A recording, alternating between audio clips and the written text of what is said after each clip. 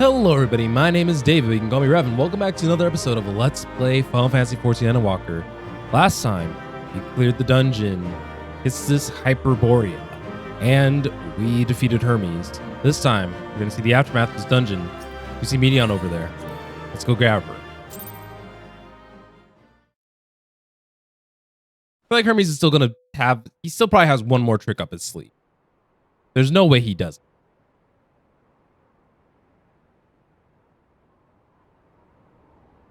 It's over, Hermes. In the name of the Convocation, I hereby take Meteion into custody. And setting aside the matter of your nomination, you will come with us too. We require your knowledge to assess and resolve the situation.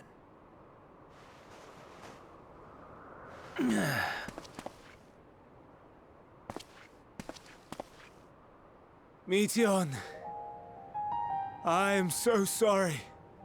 Would that I could have listened to your report in full. Reflected upon its meaning and conveyed it to others. That they might reconsider their chosen course. Remember, that sometimes some people are just content even with knowing the information that you knew But now. I have failed. And that wish will never be realized. Wait, is Hermes' voice However, Elidibus's? ere our fates become the province of others, I bid you tell me just one thing. Was there happiness in those distant stars? Was there a reason for living? Is this where we find out how he transitions?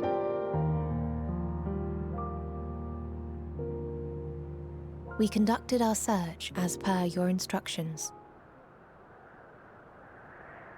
We scoured historical records, communed with the spirits of the deceased, heard the final testaments of the dying, welcomed their shadowed hearts into our own. One race had striven to create a world bereft of animosity. Oh no. They renounced relationships to avoid interpersonal strife, and in so doing brought about societal collapse. One race had renounced war and devoted itself to the enrichment of its people. I knew it. They were conquered.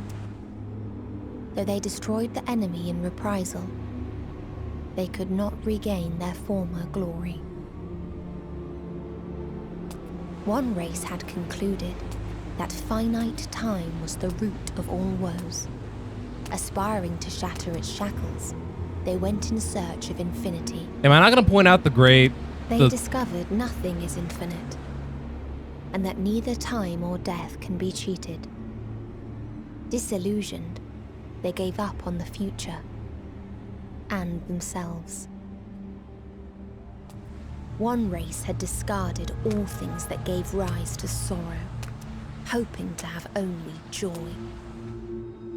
They found joy lost its savor in the absence of sorrow, and lost their will to live. Though worlds apart, these peoples shared a belief. The belief that they had tried their best. That they had tried to fulfill their potential with every step and success. In the course of which they learned the truth. That they would never be free of fear and sorrow, anger and despair, of loneliness, so long as they yet lived.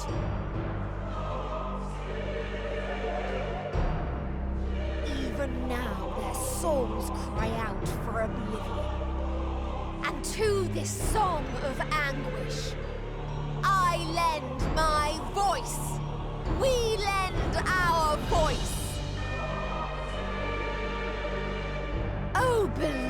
mankind, shimmering jewels of beautiful Etheris.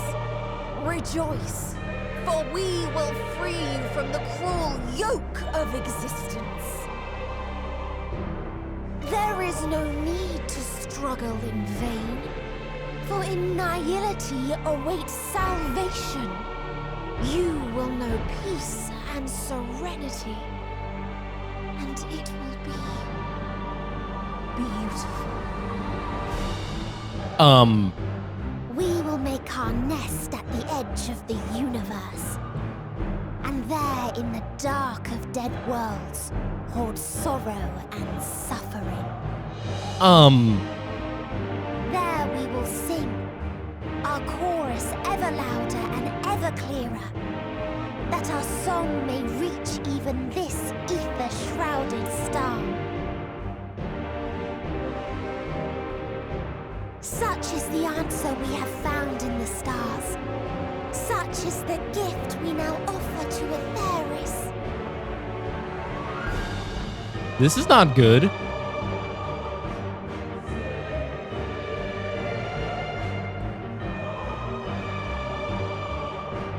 Who are you to decide our fate? To decree we live or die?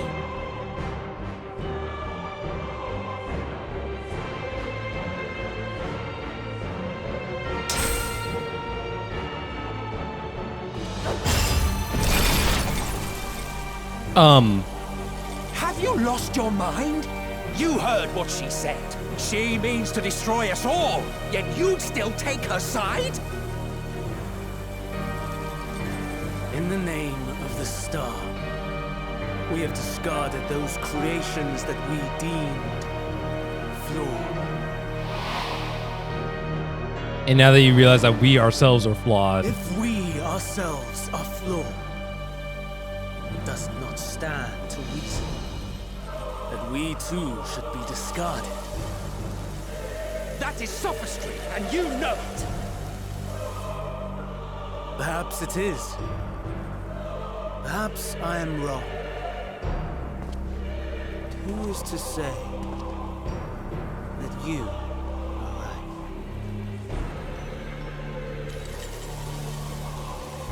Let us settle this with a determination.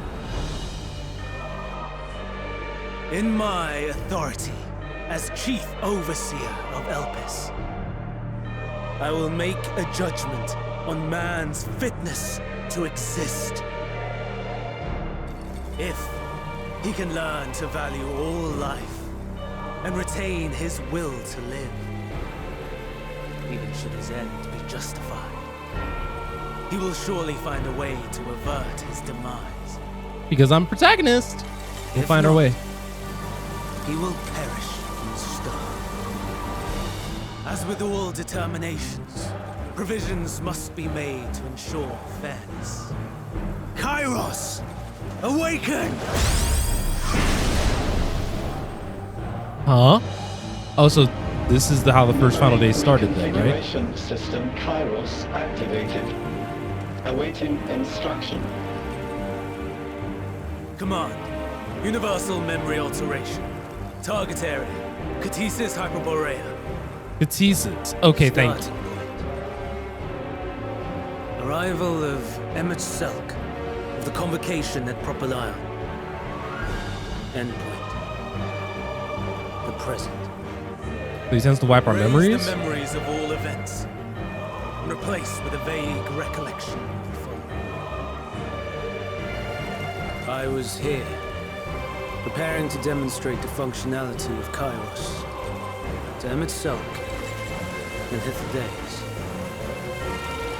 Meteon's shared consciousness became unstable. She and her sisters could not sustain their existence, and all dissipated with the birth. Would we be an exception? The resultant shockwave accidentally triggered Kairos, which erased several days of memories from all present. Execute. Command acknowledged. Initializing. 3 processes remaining to execution. Bravo. I dare say one would be hard-pressed to make it fairer. Everything that you told us, everything that has happened, the fact we've even met, it will all be gone.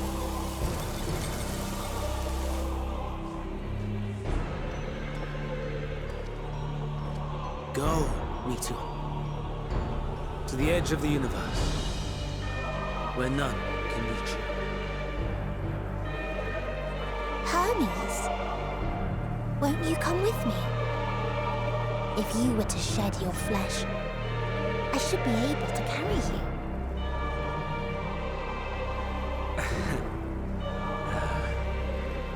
I will remain. As a man, I will oppose the oblivion you bring. Silly fool. Had you said yes, I would have granted you the gentlest end.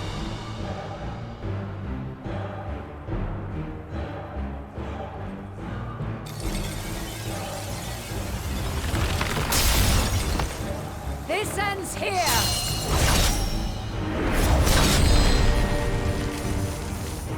Fly, Meteor!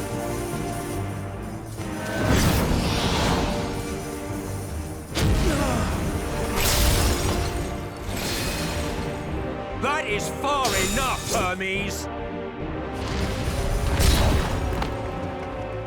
Argos, to me!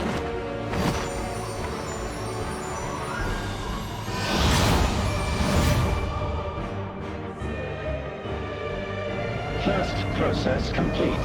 2 remaining to execution. We need to get out of here. Wait a minute. As if we needed more pressure. No matter what, you cannot forget what happened today. For it is the key to saving your future. Your world. This fight is our fight. What comes after, our problem to contend with. Not yours. No. Your own struggle awaits. And no one else can take your place. All right, so we have to You leave. must flee this place with your memories intact. And I will see that you do. Now then, where is it? There you are, my little confluence.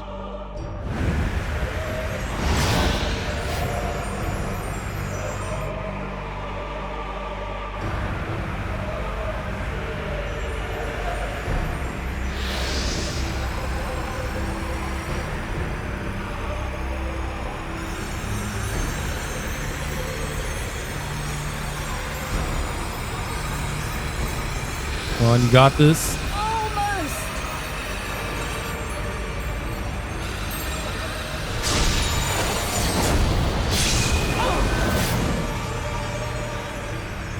Very well then.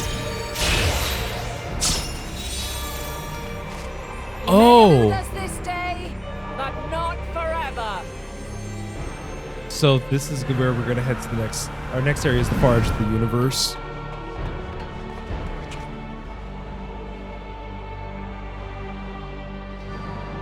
Meteon's gotten away. Second process complete. 1 remaining to execution. We gotta go. No time for brooding. Listen well. Beyond lies a spatial confluence that connects the interior sections of this building. I will destroy the confluence and force open a way outside. When I do, you must jump through. Come on.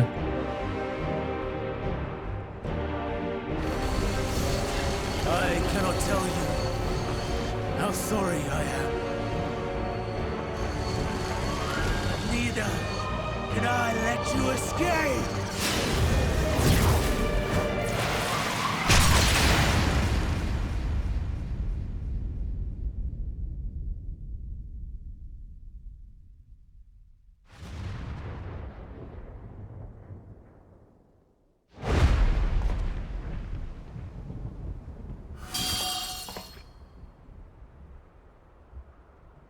Too brave by half.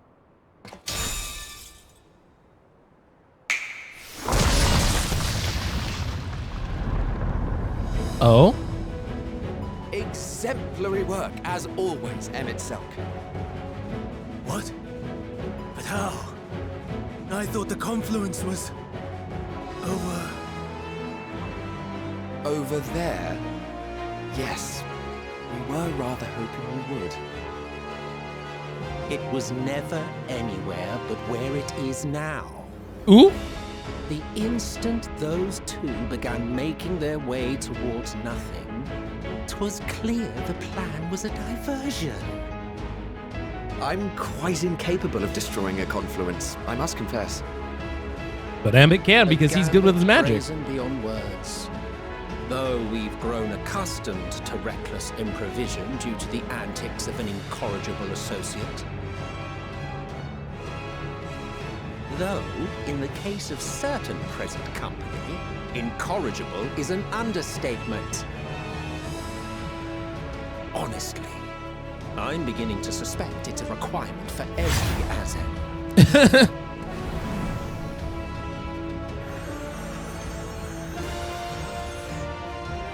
There's no time! Quickly! Even now, I do not believe your tale. I would not suffer us to walk such a wretched path. Still, if it must be said, do not squander it.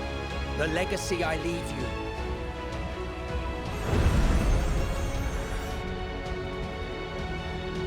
Oh, he smiled! Vital process complete. Executing universal memory alteration.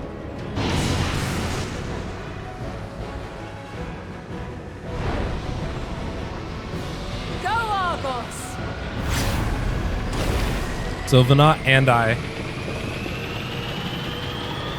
made it through. But they'll forget us. That's crazy. And Venat left a mark on Medion, so I'm just glad we got out in time. This was an intense 20 minutes.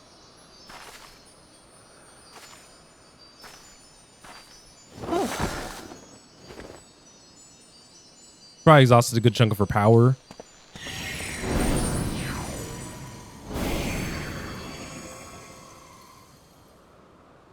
I'm fine. Just a little tired. What do we know how adrenaline must feel, you know? Can it be true? Are we the only ones left who see beauty in the world? In life? Are the stars above no more than husks of fallen civilizations?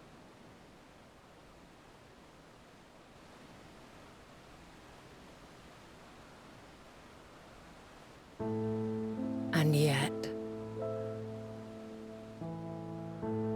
I feel her. Though she is unimaginably distant, I feel Meteon's presence, and the place where to we must go. Ere she made good her escape, I placed an enchantment upon her, one which allows us to follow her trail. She has already left the outermost bounds of Aetheris, and continues on her way. Given the vastness of the universe, it will still be no easy feat to track her down. Will we use the moon to track her down? But thanks to Emmett Selk and his Ladeus, all is not lost. We remember. So long as we remember, our fates remain ours to shape.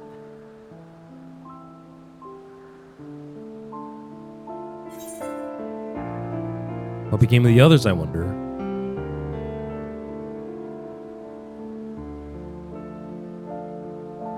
I'd like to know too.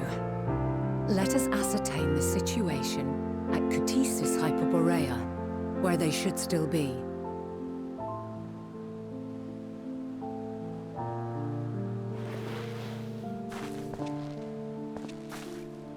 Given the likely state of their memories, however, it would be imprudent for us to approach them directly. In which case...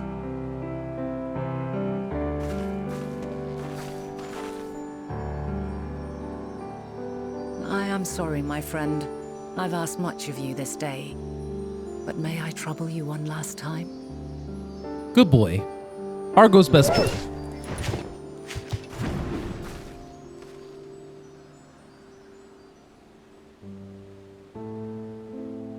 Argos will investigate in our stead. We will share in his consciousness and see and hear as if we were with him. Okay. Now, close your eyes and open your mind.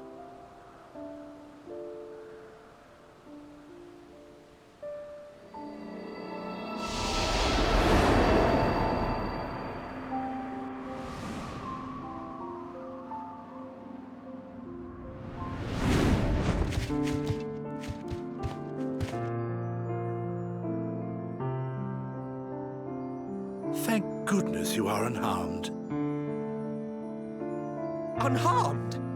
There is a gaping hole in my memories. I can scarcely remember arriving here in Elpis. Oh, so that's why Hermes still took the seat of Fandaniel. Forgive me. I was preparing to demonstrate the functionality of Kairos to our guests. But Meteon, her shared consciousness became unstable. And she...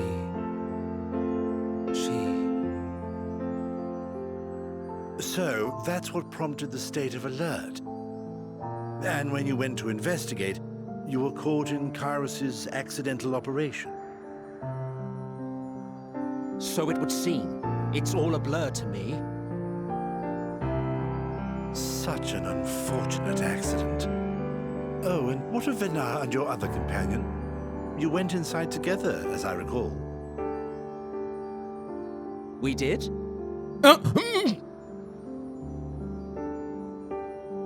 If Venar was with us, I have no recollection of it.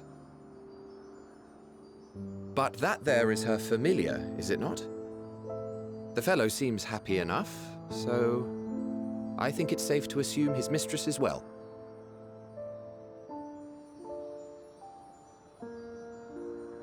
I haven't the slightest notion who this other companion might be, however. Ah, well, that individual struck me as a bit different, for want of a better word. Perhaps it wasn't actually a person, but some manner of creation. Curious. I must ask Venar about it when next we meet. Yes, you do that. Now, if we may tend to Hermes, whatever this Meteon did, it seems he bore the brunt of it. Little did he know that he beat him up. To travel, you will return with us to Amarot. We need to make certain there are no other ill effects. Also, I am here on business of the 14. We've already had the conversation, like as not, but since your toy wiped my memory, we'll have to have it again. Yes, of course. As you see fit. This Kairos, it manipulates memories through the emission of etheric waves, correct? There is a theory which holds that memories scoured by blasts of ether are restored when the soul is cleansed in the underworld.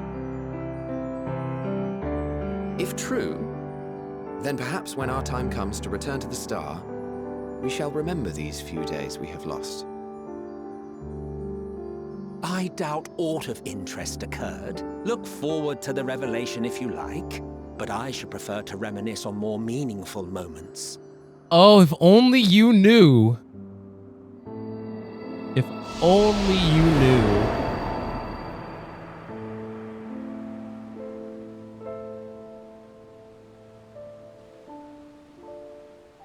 Let us rest, if only for a while. After all, you and I... Oh, we still have a long, long way to go. So wait, are we gonna try to chase Meteon in this time?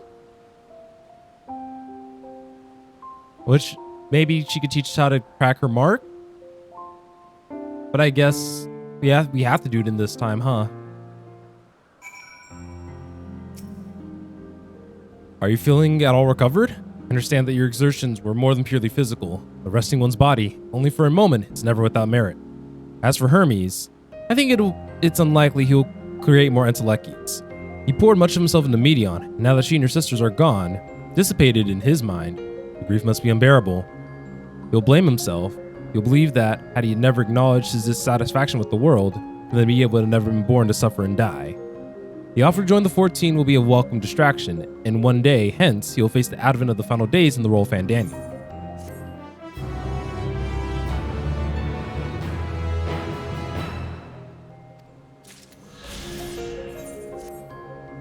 Vinder, listen to me. Our duty is not to denounce Hermes for his misguided determination, or to convince Nitselk and Hythlodaeus that they have been deceived. No, we must instead ensure that the experiences Hermes sought to expunge are preserved. What remains in our memories alone will be our weapon against the final days. We must fight this battle in your age, and I in mine. Come, let's walk together. I'll see you to the doors of the starting area? Is the starting area that I'm heading to? Yeah. All right, I'll meet you guys there. I wanted to kind of like tightly wrap up this arc in Elpis. So my guess is that if we defeat Medion in both timelines, then will the final days be like properly averted?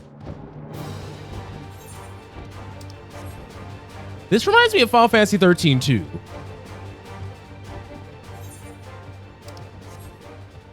Very interesting.